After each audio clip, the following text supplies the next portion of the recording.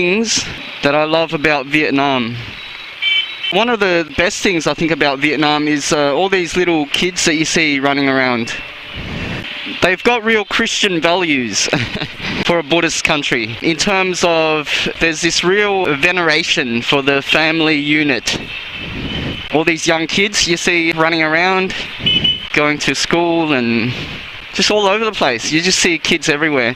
It gives a bit of energy and vigor to the place. You know, if they're good kids, not if they're little brats. But yeah, it's also something worth noting that Vietnam is one of the youngest populations, not only in Asia, but around the world. The median age here is a minuscule 22. The median age of the population here is only 22 years old, which is freaking amazing.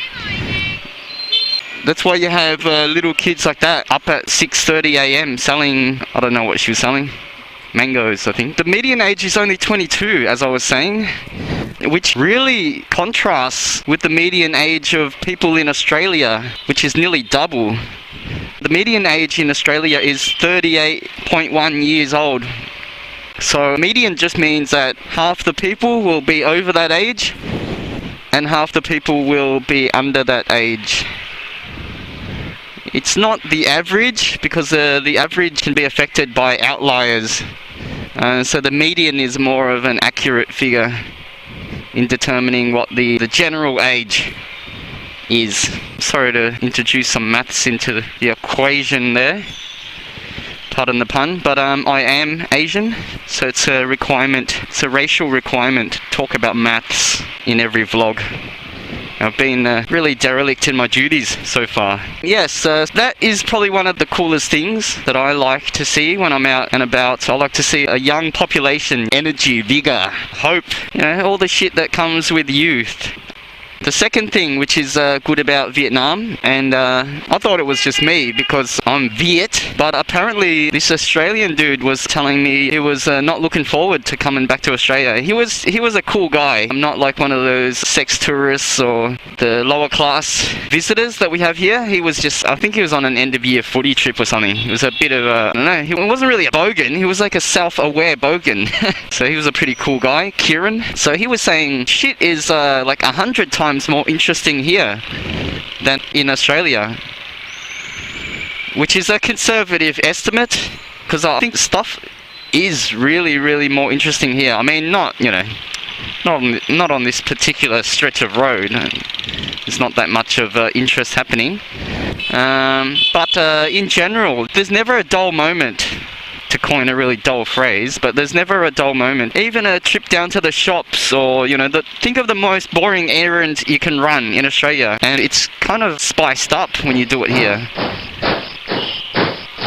There's always stuff happening, man, out on the streets. There's not one quiet pocket of town. There's not one boring pocket of town, and stuff is ever changing. It's like a really ever changing city. Yes, it's an interesting place. Like the old war motto, visit, what was it? Friendly places and kill interesting people, or something like that. It was something like that. Sorry guys, it's 6 a.m. You gotta forgive me, mate. Yes, the third thing, and I'm so disorganized. I haven't jotted this down, man. I'm a bad Asian. They could revoke my Asian card anytime. Yes, the third point, what the hell was it? Anyway, I'll just jump around in order. I'll say third point is, it's really cheap. It's a pigeon feed. I don't know if you caught that. There was a guy feeding the pigeons. If you didn't, then my clever segue, or what do they call it? My clever little reference would have just gone lost into the nether. That would have been sad. Yeah, so it's cheap. Things are affordable, man. You can do stuff here that normally lack of funds might stop you from doing, such as travel. For instance, for me to take a bus from Saigon to Phnom Penh, which is a freaking another country, Cambodia, you know what the cost of that is? 10 smackaroos. 10 freaking smackaroos, man. What can you get for $10 in Oz? Probably get a smack in the face is about all you can get. You can get a pack of ciggies. Maybe not even. It's before tax. Yeah, so for the price of a pack of cigarettes, I can go to Cambodia. You know, how fucking nuts is that? It's incredible. Not as incredible as that woman exercising, but almost. Almost. Yeah, so value's enormous. Value's crazy. Some disabled woman lifting her leg, non-operational leg. Yeah, value's nuts. Value's fucking nuts. You can get a lot of shit here for not much money. And the fourth point, what the hell was the fourth point? I'm gonna have to go with the ladies. The ladies, not that there's any up at this hour. They're probably the factor that differentiates Vietnam from other poor, you know, interesting countries. You got your Yemen, you got your Timbuktu, that's not a country. You got your, there's a heap of places that are interesting, they're kind of dirty, there's a lot of shit going on. But you know what they lack? They fucking lack the ladies, man, the feminine touch, the fairer sex. Yeah, I mean, you know, I could go to Sao Paulo or, what other shitholes are there in the world, man? India. Or, you know, man, my brain really doesn't kick into gear until after 7, does it? Well, there's a lot of, you know, poor, interesting places in the world that you could have adventures in, but they lack this kind of the gracefulness, the sex appeal, the tong ta, the yin yang.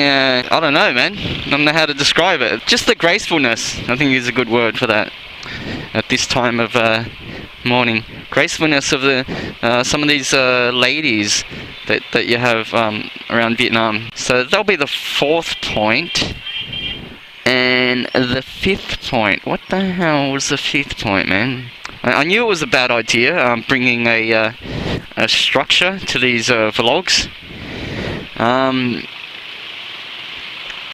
Oh yeah, I'll just have to go with the whole bike thing.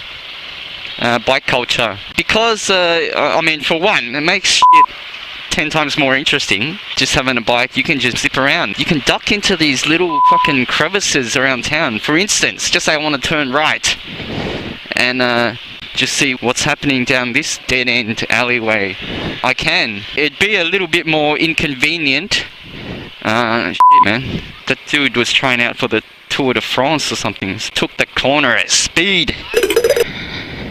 Yeah, with the bike, you can duck into these little crevices. Now, this is just a place to park. But you can just duck into anywhere in these little interesting alleyways. The woman's giving me a pretty severe look. Yeah, so you can just jump into these interesting alleyways. People are grilling meats and doing all sorts of jazz. Someone preparing, you know, coffees and stuff. A woman sitting on a chair. I think she's surgically attached to that chair. So yeah, the bike has numerous advantages. One of the other things I like about the bike is, you know, if you're a bit of a sticky beak like me, you're a bit of a sticky beak, you like to see what other people in the community are up to. It's nothing like a bike to reveal all, you know what I mean? Like, you can see into people's souls. Well, not quite into their souls, but you can see, like, what shit they're transporting or what's going on, what they're doing out on the town. Like, for instance, in a car, I wouldn't know this guy's transporting his daughter to school. And it's kind of interesting the way they transport kids, you know, in this kind of marsupial fashion. They have the kids just protected in the front or clinging on in the back, like a koala style, you know. It's pretty cool. You see all these kids hanging on for dear life with their parents, you know, transporting them to school or wherever they're going, usually to school. And if not to school, then to evening school or night school or holiday school. There's all sorts of schools outside of school here. Yeah, so that's a pretty interesting thing about the bike, man, that I really love about Vietnam. It makes it pretty cool, you know, like you can just see what people are up to It's a bit more impersonal with the car, the automobile.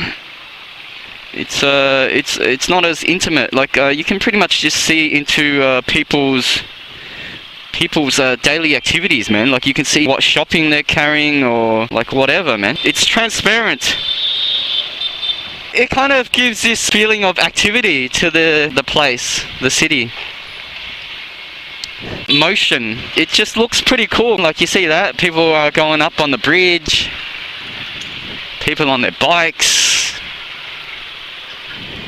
It's good stuff, mate. It's good stuff here. It's an interesting town. I'm a little bit biased because I am Vietnamese, but there's a lot of honourable traits that we can really admire Vietnamese people for. Like they're troopers, man. They're soldiers. Like all these little kids that you see, like half of these little blighters, they're holding down a job. They're holding down some kind of a job, mate. No matter their age. Like you look at them and you think they're young as hell. They're barely embryos, but they're already working, you know, working for the man. Working for the man. You know, you might think, oh shit, you know, like these kids, you know, they're going to school. After school, you know, they go home, kick back in front of the Nintendo or the Xbox or whatever, you know. Nah, man, that's not the case. Most of these blighters are moonlighting in other jobs. Moonlighting, not other jobs, they're moonlighting at work. Like the kid that, you know, we saw selling the mangoes, man. Like a lot of them do that after school, after they've fulfilled their obligations at school. Kick off the uniform, throw off the thongs, and rush out and man some stands or chop up some veggies or do something productive, you know. I mean, Vietnamese kind of have a bad rep for being rip-off merchants. I'll probably save that for another video. I'll probably dispute that because most of them are pretty honest, you know, what I've met a lot. They're basically pretty much honest but pragmatic. Yeah, so anyway, that's the 5 things. That's my top 5 list of what's cool about the country, the nation. Yeah, to summarize again, the food, the ladies, the value, the bikes, and the youth. Yeah, that's my top 5. I mean, you could probably name 500, but I'll keep it at 5 for now. Anyway, adios amigos, ciao. I'll catch you guys later and enjoy the rest of your life. Toodaloo.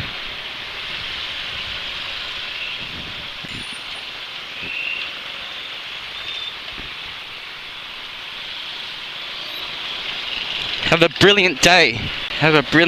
And I'll probably catch you guys in the next video.